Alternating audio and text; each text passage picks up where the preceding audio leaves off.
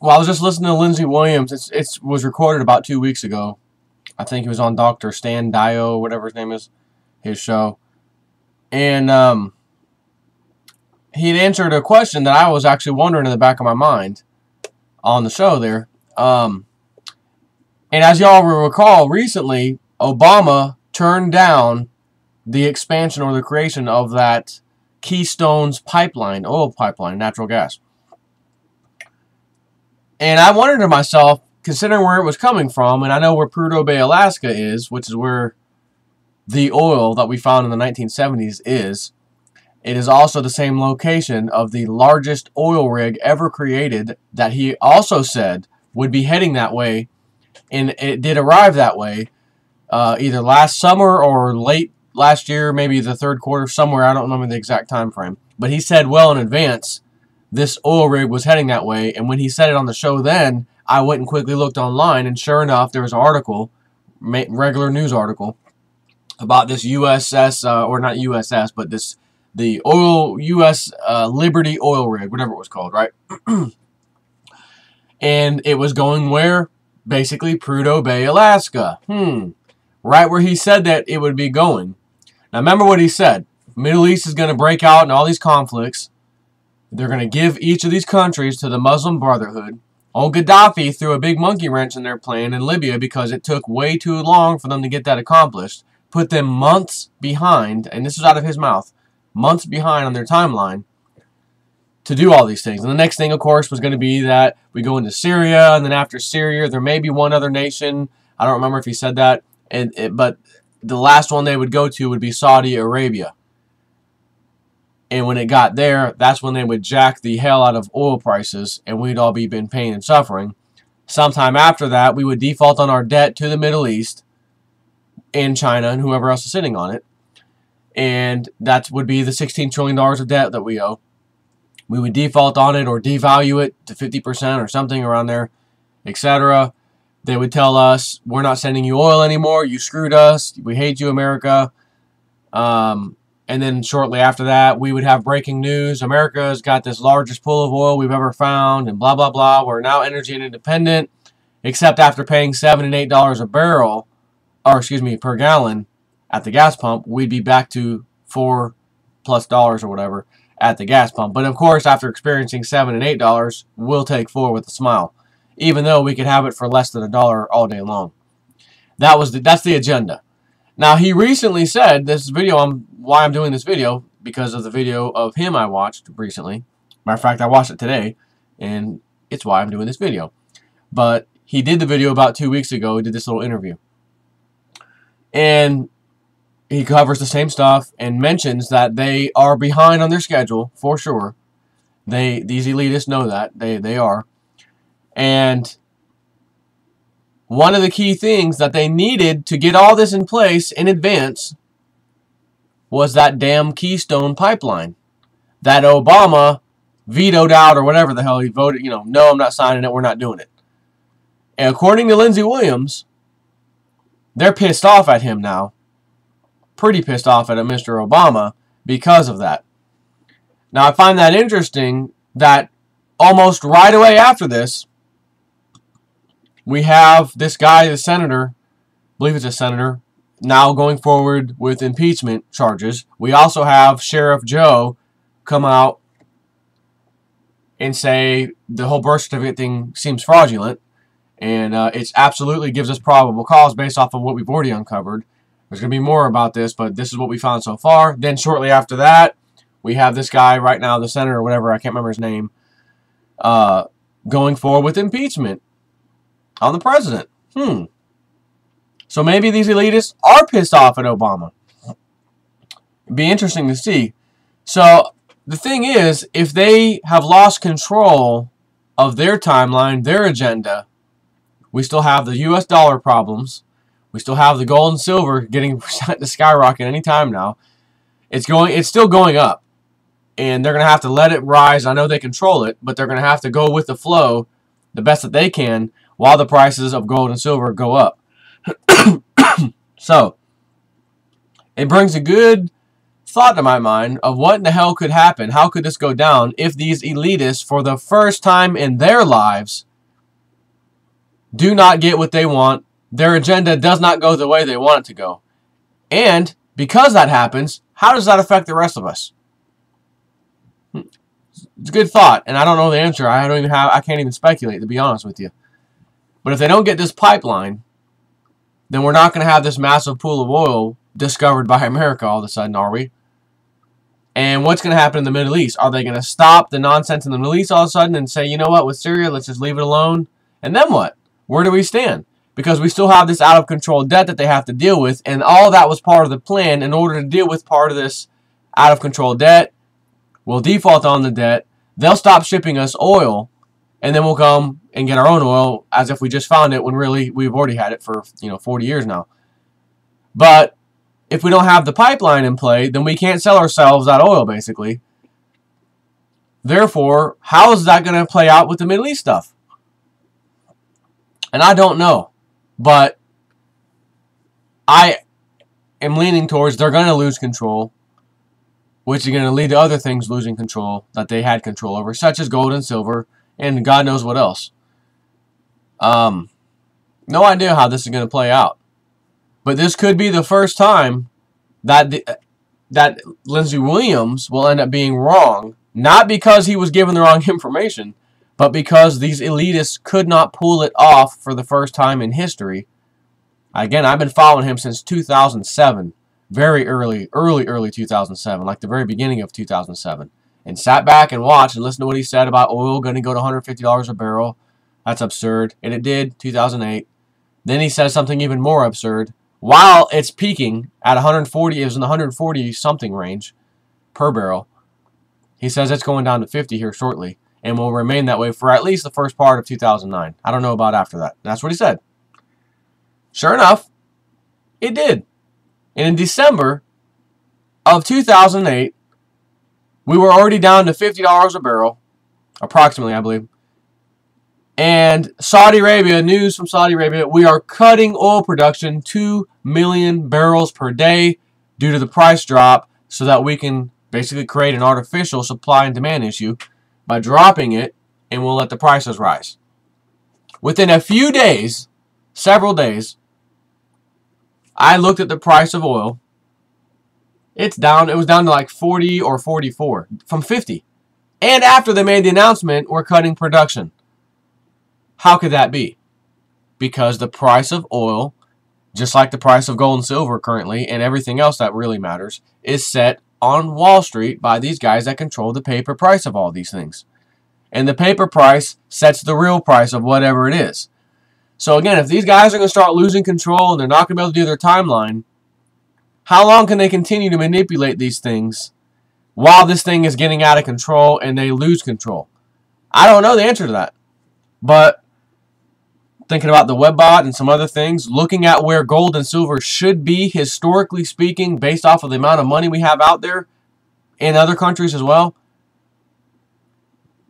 $2,000 gold is a joke. That's child's play. $40 silver, $35 silver is a freaking joke. Just simple math and statistics of where it should be based on everything else.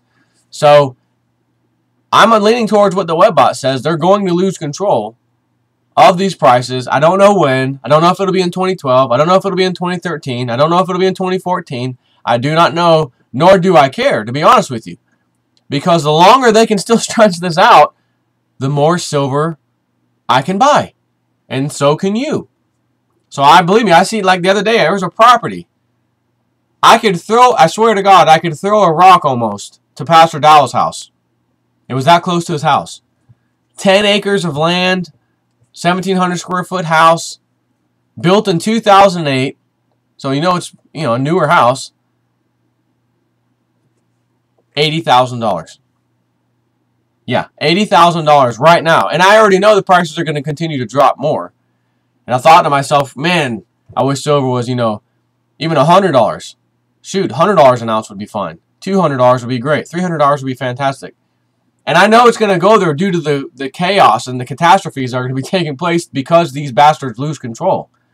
But I thought to myself, there it is. There's that property. Man, I wish I had silver was just at that perfect number for me, so that I could buy that house and have some extra money to buy some other stuff. on the land, hook up my place the way I want to hook it up, etc.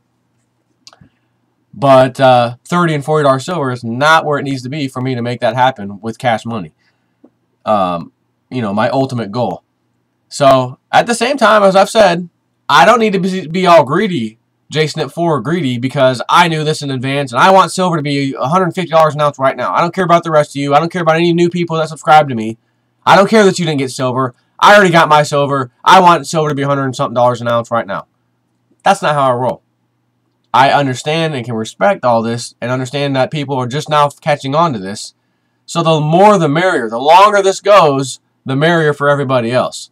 So because I'm the giving kind of guy, and I'm not going to demand that silver, I wish it was $150, $200 right now so I can get out. Believe me, I would like that. But the fact that it's not happening, I'm collecting more silver. And new people who subscribe to me, or new people who find out about this, who may not even be watching me or my videos ever, it gives them an opportunity to buy at the dirt cheap, low prices of even today, $34 and some change for silver. And again, silver just several years ago was $4, $5, $6, $7, $8 an ounce. So even though these elitists, JP Morgan specifically, is controlling the price of silver, it does go and hit new highs and then comes back down when they crash it. But it never, so far anyways, has not come down to the lower of the last few years. So there's always a new high and then a new low. But the new low is even higher than the previous lows. So even though they're crashing it and they're pulling in the weak hands and then they destroy them, they only destroy them down to a certain amount. And then it goes back up. And as we just saw recently, we had 37 and some change. We were touching $38 silver, which according to the charts and the normal market data and the way the market's supposed to behave, we have these little bands, the high and the low, right? These little Bollinger Bands, as they call them, right? And if we can touch 38, then we can go to a new high, and according to the chart, it might be 43 or 44, and then we go. All that is nonsense because JP Morgan controls the price, but they don't want you thinking it's nonsense, so they'll let it touch that little $38 high. Say, oh, it's touching, it's gonna break, it could break out, but if it doesn't go past there, then we might see a new low down to here at this level, 33 and 32. So they let it touch it, and then they crash the market themselves. Completely unnatural. I mean, obviously, you saw what happened.